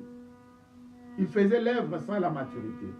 Alors quand Paul vient pour leur parler concernant le baptême de l'Esprit, ça les dépassait. Ils ne savaient pas de quoi Paul disait. Alors, maintenant ils ont passé le temps avec Paul. Paul les a montré comment on peut maintenant être attesté par l'Esprit. Alors, l'exercice à faire, c'est le même exercice dont Yeshua leur dira.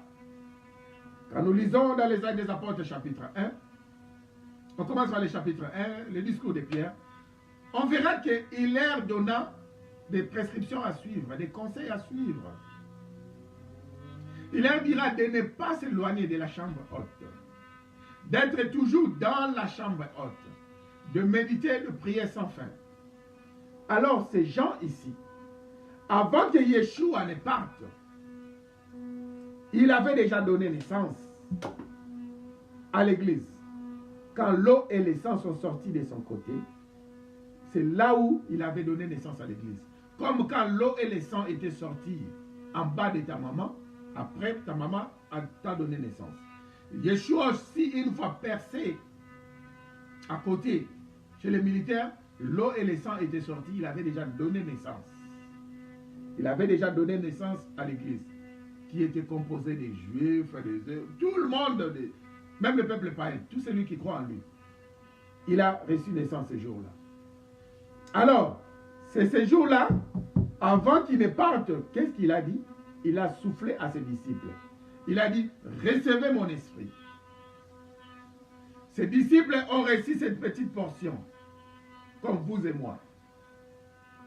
Alors, il est parti. Maintenant, quand est dans les Actes des Apôtres, à partir du chapitre 1, ils se sont enfermés dans la chambre haute. À tout moment qu'ils méditaient, qu'ils priaient, ils méditaient, ils priaient, ils étaient maintenant en train de travailler ensemble avec l'Esprit de l'Éternel, dans la relation avec l'Esprit de l'Éternel.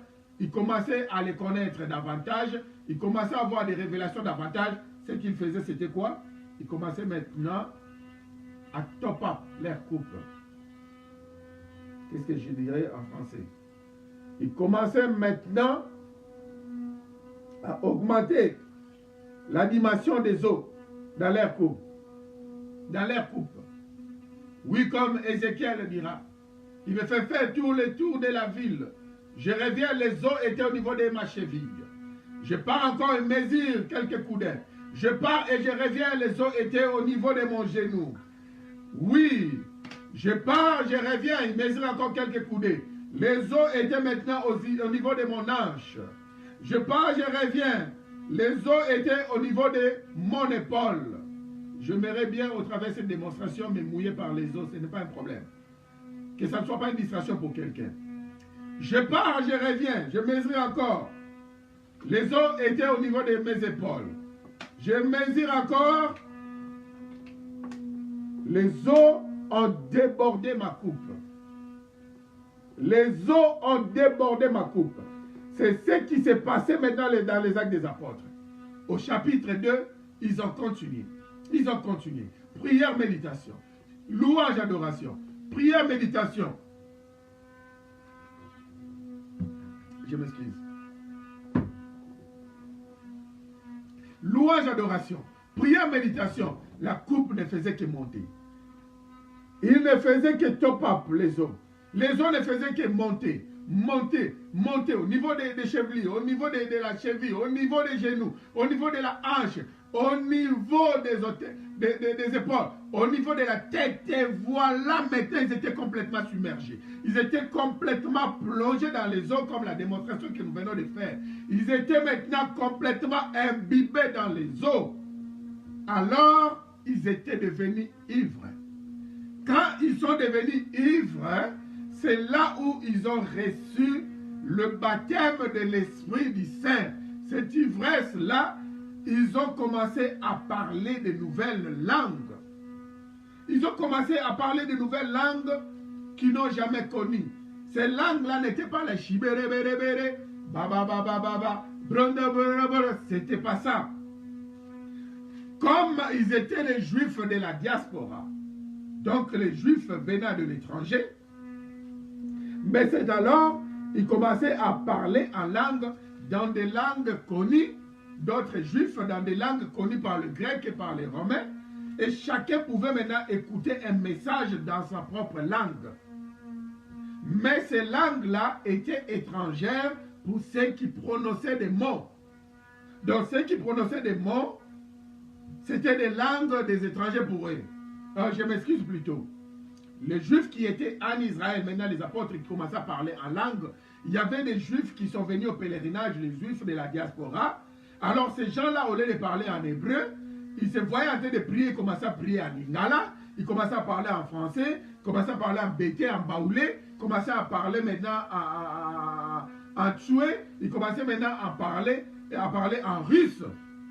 Les Juifs de la diaspora, qui étaient des Russes, qui étaient des lingalophones, des francophones, ils écoutaient le message dans leur langue, ça les dépassait parce qu'ils savaient que ces Juifs ici n'ont jamais fait la France, n'ont jamais fait le Congo, mais comment est-ce qu'ils parlent en lingala, comment est-ce qu'ils parlent en français, et les messages clairs. C'est de cette manière-là qu'ils ont parlé en langue. Et une langue qui venait de l'esprit, ce n'était pas les chibiribiri, baba baba baba, robobo, yenda baba. Une langue où la personne, je me réserve, toujours, peut-être la semaine prochaine ou 2 semaines après, quand nous allons encore parler sur le parler en langue, c'est là où je vais clouer davantage, c'est ce que je vais dire. Sinon, on risque de perdre le temps. Nous sommes déjà en retard, nos excuses. Dans 10 minutes, nous allons clôturer. C'est l'Esprit de l'Éternel qui m'a permis de continuer. Vraiment nos excuses. Et je sais que vous êtes là assis, ça vous fait du bien. Parce que vous êtes en train de comprendre ce que l'Esprit est en train de vous dire. Ils étaient complètement émergés. Dans l'immersion complète. Ils étaient complètement plongés. Complètement dedans. Et ils commençaient à parler comme ça. Ils commençaient à parler dans d'autres langues. Comme Éphésiens chapitre 5, le verset 18 nous dit. Ne vous enivrez pas de vin, c'est de la débauche. Soyez au contraire remplis de l'esprit. Donc on dit, enivrez-vous de l'esprit. Si vous vous enivrez de vin, c'est considéré comme la débauche. Parce que vous allez parler sous contrôle, sous impulsion de vin. Mais maintenant, enivrez-vous de l'esprit.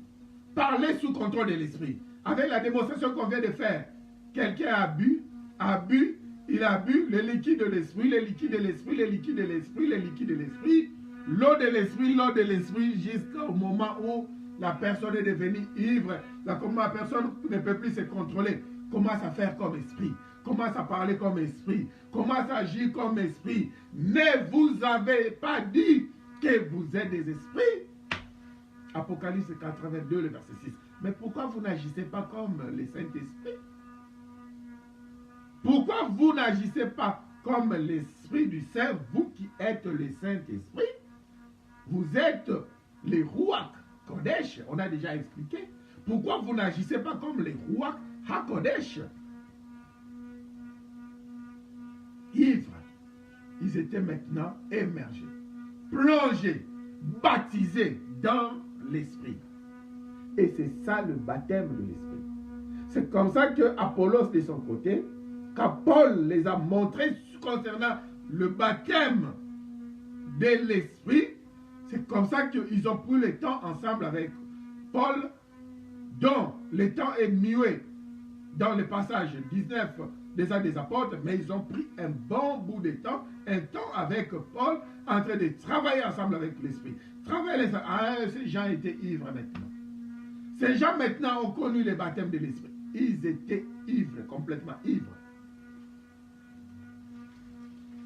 C'est de ce baptême-là où il s'agit du baptême de l'Esprit. Ce n'est pas quand vous restez comme ça chez vous à la maison, vous parlez les tibérébéré barabara, vous dites que vous avez reçu le baptême de l'Esprit. Non. Galates chapitre 3, le verset 27. La foi étant venue, nous ne sommes plus sous ces pédagogues, car vous êtes tous fils d'Adonai par la foi en Christ. 27. Vous tous qui avez été baptisés en Christ, vous avez revêtu Christ. Il n'y a plus ni juif ni grec. Maintenant, on ne nous parle plus de baptême de Jean le Baptiste, c'est le baptême de la repentance. Le baptême de Christ englobe le baptême de Jean le Baptiste. Nous sommes baptisés en Christ. Nous avons revêtu Christ. Et comme aussi Marc 16 nous dit, cependant nous ne sommes pas en train de nuancer, faire nuance de baptême de l'eau. Non. Même le baptême de l'eau que nous recevons aujourd'hui, ce n'est pas le baptême de Jean-Baptiste le Baptiste. C'est le baptême de Christ. Parce qu'il a dit, ceux qui seront baptisés de l'eau et ceux qui seront baptisés de l'eau, ce sont eux-là qui vont l'appartenir. On prend ça rapidement à partir du verset 15. Marc 16 à partir du verset 15. Puis il leur dit, allez par tout le monde, prenez directement le verset 16. Celui qui croira et qui sera baptisé sera sauvé. Mais celui qui ne croira pas sera condamné. Il parle du baptême de Christ. Celui qui sera baptisé en Christ, Christ qui est l'eau de la vie. Mais c'est pendant le baptême symbolique où nous partons dans les eaux. Ça vaut toujours la peine parce que quelqu'un te dira ça vaut pas. Non, nous partons dans les eaux d'une manière symbolique Mais ce baptême-là a de l'effet, c'est nous sommes baptisés en Christ. C'est pourquoi on nous baptise à 3 reprises au nom du Père, au nom du Fils, au nom de l'Esprit du Saint. Mais c'est O sans X, non sans S, parce que c'est un seul nom. C'est le baptême de Christ et nous sommes baptisés en Christ pour appartenir à Yahvé. C'est comme ça aussi dans Jean chapitre 3 au verset 5, il dit que vous devez, on prend ça rapidement, quand Yeshua parla à Nicodème, Jean chapitre 3, le verset 5, Jean 3, le verset 5, Yeshua répondit, en vérité, je te le dis, si un homme n'est né d'eau et d'esprit, il ne peut entrer dans le royaume d'Adonai. Il faudrait toujours naître d'eau et d'esprit. Il parle toujours du baptême de l'eau, pas des gens, mais le baptême de Christ et le baptême de l'esprit. Alors le baptême d'esprit, c'est tout jusqu'à ce que nous faisons ce travail-là ensemble avec Christ, avec son esprit, jusqu'à ce que l'esprit voit que nous avons l'âge de la maturité. C'est comme ça qu'il nous baptise. C'est là où il vient attester, il vient lui donner témoignage. Celui-ci est mon fils en qui je mis toute mon affection. C'est là où il peut te laisser même, si il faut vivre ensemble avec les bêtes sauvages, même s'il faut être tenté, il sait que la tentation sera en bas de toi parce que maintenant, tu es arrivé à l'âge de la maturité, tu travailles comme esprit. Et c'est comme ça, quelqu'un me dira, mais dans les Actes des Apôtres, chapitre 10, quand on parle de l'histoire de Corneille, mais Corneille, à peine, ils n'ont même pas encore reçu dans sa maison, quand Pierre le prêchait, il n'avait pas encore reçu le baptême de l'eau, de Yeshua, mais directement, ils ont commencé par recevoir le baptême de l'Esprit en premier. Et puis Pierre dira, mais ils ont déjà reçu le baptême de l'Esprit. Pourquoi empêchons le de recevoir aussi le baptême de l'eau? Alors, c'est Yahvé qui juge tout, il n'a pas des gens pour les conseiller, il ne veut pas avoir des avocats. Pour Corneille et sa famille et ses siens, il avait bien jugé que ça commence d'abord par le baptême de l'Esprit, parce qu'il avait jugé que ces gens-là ont atteint l'âge de maturité, parce que le monsieur Corneille et sa famille, ils ont cherché Christ depuis, on ne sait pas pendant combien de temps, mais ils le cherchaient depuis, et il avait vu qu'ils ont atteint la maturité, il avait préféré que ces gens-là reçoivent d'abord le baptême de l'Esprit, et après, il ne fallait pas aussi les empêcher le baptême de l'eau. Mais sachant que la formule est que nous devons d'abord accepter le don gratuit de Yahvé qui est Yeshua Hamashiach, et puis passer par le baptême de l'eau, le baptême de Christ et pas le baptême de Jean, parce qu'en Christ se trouve déjà le baptême de Jean, tout est accompli, et c'est alors que nous allons revêtir Christ. Et en revêtant Christ, comme Christ lui-même a déjà revêti l'Esprit du Père, nous sommes en train aussi de revêtir l'Esprit du Père. Mais cependant, ce n'est qu'une dose. C'est à nous maintenant de fournir nos efforts pour top-up, pour augmenter ces eaux-là, jusqu'à ce que nous entrons maintenant dans l'immersion. Nous soyons complètement plongés dedans. C'est alors que nous allons vivre le vrai baptême de l'Esprit. Nous allons toujours continuer avec le baptême de l'Esprit la semaine prochaine.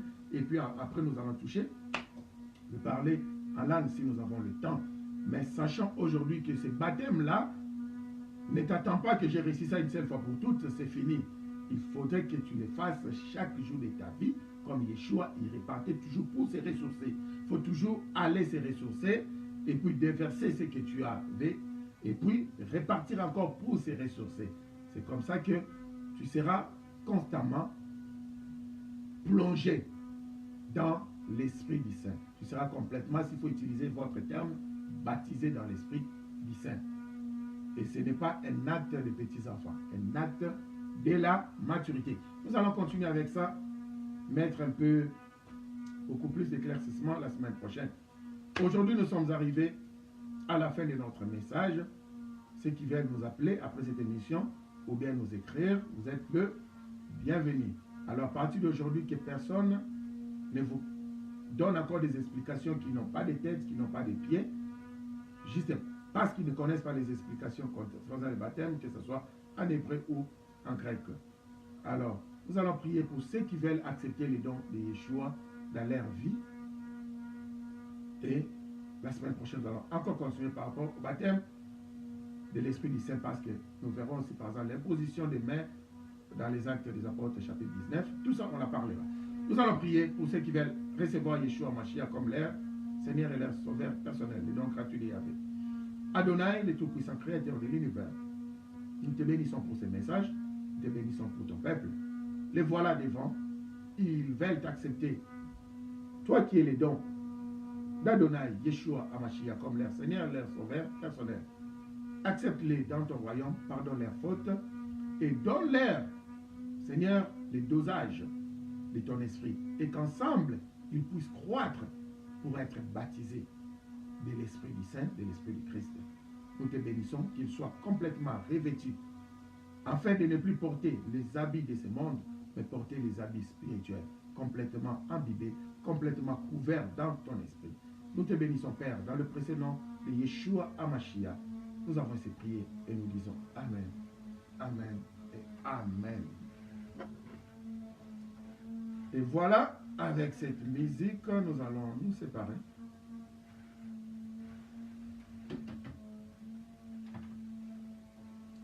Nous allons nous séparer avec cette musique de Shabbat Shalom.